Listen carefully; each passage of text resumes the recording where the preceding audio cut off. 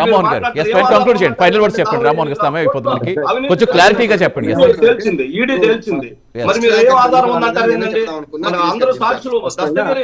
గిరీష్ గారు రైట్ సమయం లేదు మనకి. గిరీష్ గారు రామ్మోహన్ గారు విచారణ రెండింటి మీద చేస్తే బెస్ట్ సార్, అందరికి నిజాలు తెలుస్తాయి. సిబిఐ విచారణకు ఎవరు ఆహ్వానించాలి? ప్రభుత్వంలో ఎవరున్నారు? కుటుంబ ప్రభుత్వం ఉంది, వాళ్ళు ఆహ్వానించి సిబిఐ అడ్డగోలుగా రాదు కదా, వీళ్ళు పిలిస్తేనే వస్తారు కదా.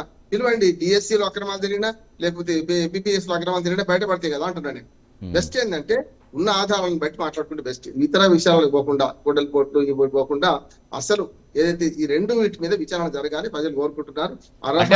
విద్యార్థుల భవిష్యత్తుకు సంబంధించింది ఇప్పుడు సిట్ రిపోర్ట్స్, కోర్టు పరిశీలనలు పక్కన పెట్టేసి, కోర్టు పరిశీలన ఉన్నప్పుడు సిబిఐ పిలుస్తారండి. అదే కోర్టు పరిశీలన పక్కన పెట్టేస్తే అసలు ఎలా చూడాలి? న్యాయం జరగాలంటే రామ్మోహన్ గారు మీరు పెద్దలు, మీరు సీనియర్, కోర్టు మొత్తం చూసుకుంటే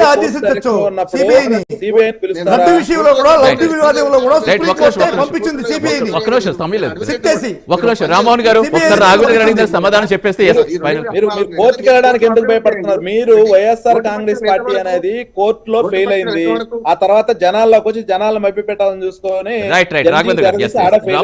రామ్మోహన్ గారు